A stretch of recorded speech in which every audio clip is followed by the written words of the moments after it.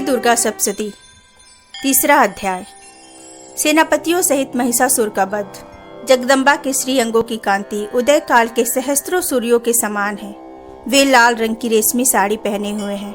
उनके गले में मुंडमाला शोभा पा रही है। दोनों स्तनों पर रक्त चंदन का लेप लगा है। वे अपने कर कमलों में जप मालिका, विद्या और अभय तथा वर नामक मुद्राएं धारण किए हुए हैं। 3 नेत्रों से सुशोभित मुखार बिंद की बड़ी शोभा हो रही है। उनके मस्तक पर चंद्रमा के साथ ही रत्नमय मुकुट बंधा है तथा वे कमल के आसन पर विराजमान है। ऐसी देवी को मैं भक्ति पूर्वक प्रणाम करता हूँ। ऋषि कहते हैं, दैत्यों की सेना को इस प्रकार तहस नहस होते देख महादैत्य सेनापति चिछुर क्रोध में भरकर अंबिका देवी से युद्ध करने के लिए आगे बढ़ा। वह असुर रणभूमि में देवी के ऊपर इस प्रकार वाड़ों की वर्षा करने लगा जैसे बादल मेरुगिरी के शिखर पर पानी की धार बरसा रहा हो। तब देवी ने अपने बाड़ों से उसके बाण समूह को अनायास ही काटकर उसके घोड़ों और सारथी को भी मार डाला। साथ ही उसके धनुष तथा अत्यंत ऊंची ध्वजा को भी तत्काल काट गिराया। धनुष कट जाने पर उसके अंगों को अपने बाड़ों से बींध डाला। धनुष, रथ, घोड़े और सारथी के नष्ट हो जाने पर वह असुर ढाल और तलवार लेकर देवी की ओर दौड़ा। उसने तीखी धार वाली तलवार से सिंह के मस्तक पर चोट करके देवी की भी बाईं भुजा में बड़े वेग से प्रहार किया। राजन, देवी की बाह पर पहुंचते ही वह तलवार टूट गई। फिर तो क्रोध में लाल आंखें करके उस राक्षस ने शूल हाथ में लिया और उसे उस महादैत्य ने भगवती भद्रकाली के ऊपर चलाया। वह शूल आकाश से गिरते हुए सूर्यमंडल की भांति अपने तेज से प्रज्वलित हो उठा। उस शूल को अपनी ओर आते देख देवी ने भी शूल का प्रहार किया। उससे राक्षस के शूल के सैकड़ों टुकड़े हो गए। साथ ही महादैत्य चिछुर की भी धज्जियां उड़ गई। वह प्राणों से हाथ धो बैठा। महिषासुर के सेनापति उस महापराक्रमी चिछुर के मर जाने पर देवताओं को पीड़ा देने वाला चामर हाथी पर चढ़कर आया।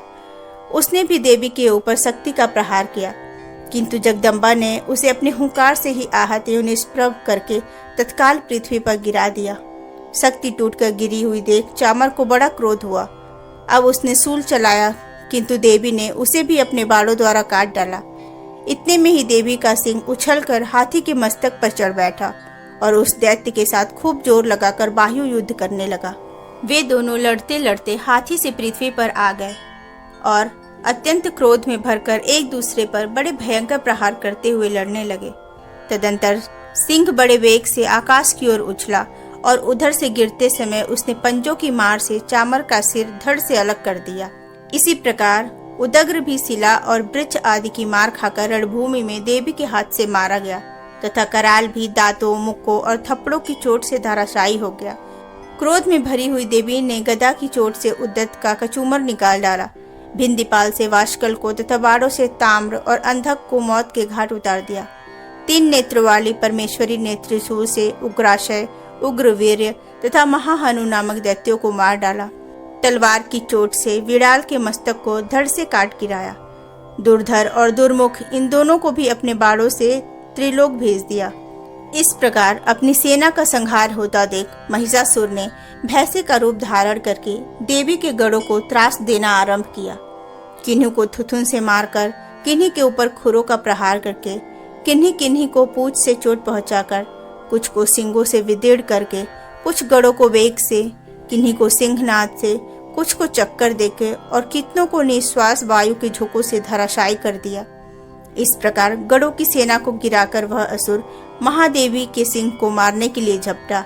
इससे जगदम्बा को बड़ा क्रोध हुआ। उधर महापराक्रमी महिषासुर भी क्रोध में भरकर धरती को खुरों से खोदने लगा तथा अपने सिंगों से ऊंचे ऊंचे पर्वतों को उठाकर फेंकने और गरजने लगा। उसके वेग से चक्कर देने के कारण पृथ्वी क्षुब्ध होकर फटने लगी। उसकी पूंछ से टकराकर समुद्र सब ओर से धरती को डुबोने लगा। हिलते हुए सिंगों के आघात से विदीर्ण होकर बादलों के टुकड़े टुकड़े हो गए। उसकी श्वास की प्रचंड वायु के वेग से उड़े हुए सैकड़ों पर्वत आकाश से गिरने लगे। इस प्रकार क्रोध में भरे हुए उस महादैत्य को अपनी ओर आते देख चंडिका ने उसका वध करने के लिए महान क्रोध किया। उन्होंने पास फेंककर उस महान असुर को बांध लिया। उस महासंग्राम में बच जाने पर उसने भैंसे का रूप त्याग दिया और तत्काल सिंह के रूप में वह प्रकट हो गया। उस अवस्था में जगदम्बा ज्यों ही उसका मस्तक काटने के लिए उद्यत हुई, त्यों ही वह खड़गधारी पुरुष के रूप में दिखाई देने लगा। तब देवी ने तुरंत ही बाणों की वर्षा करके ढाल और तलवार के साथ उस पुरुष को भी बींध डाला। इतने में ही वह महान गजराज के रूप में परिणत हो गया तथा अपने सूंड से देवी के विशाल सिंह को खींचने और गर्जने लगा। खींचते समय देवी ने तलवार से उसकी सूंड काट डाली। तब उस महादैत्य ने पुनः भैंसे का शरीर धारण कर लिया और पहले की ही भांति चराचर प्राणियों सहित तीनों लोगों को व्याकुल करने लगा। तब क्रोध में भरी हुई जगन माता चंडिका बारंबार उत्तम मधु का पान करने और लाल आंखें करके हंसने लगी। उधर वह बल और पराक्रम के मद से उन्मत्त हुआ राक्षस गर्जने लगा और अपने सींगों से चंडी के ऊपर पर्वतों को फेंकने लगा। उस समय देवी अपने बाणों के समूह से उसके फेंके हुए पर्वतों को चूर्ण करती हुई बोली। बोलते समय उनका मुख मधु के मद से लाल हो रहा था और बाड़ी लड़खड़ा रही थी। देवी ने कहा, ओ मूढ़, मैं जब तक मधु पीती हूँ तब तक तू क्षण भर के लिए खूब गर्ज ले। मेरे हाथ से यही तेरी मृत्यु हो जाने पर अब शीघ्र ही देवता भी गर्जना करेंगे। ऋषि कहते हैं, यो कहकर देवी उछली और उस महादैत्य के ऊपर चढ़ गई। फिर अपने पैरों से उसे दबाकर उन्होंने सूल से उसके कंठ में आघात किया। उनके पैरों से दबा होने पर भी वह महिषासुर अपने मुख से दूसरे रूप में बाहर होने लगा। अभी आधे शरीर से ही वह बाहर निकलने पाया था कि देवी ने अपने प्रभाव से उसे रोक दिया। आधा निकला होने पर भी वह महादैत्य देवी से युद्ध करने लगा। तब देवी ने बहुत बड़ी तलवार से उसका मस्तक काट गिराया। फिर तो हाहाकार करती हुई दैत्यों की सारी सेना भाग गई तथा संपूर्ण देवता अत्यंत प्रसन्न हो गए। देवताओं ने दिव्य महर्षियों के साथ दुर्गा देवी का स्तवन किया। गंधर्व राज गाने लगे तथा अप्सराएं नृत्य करने लगी।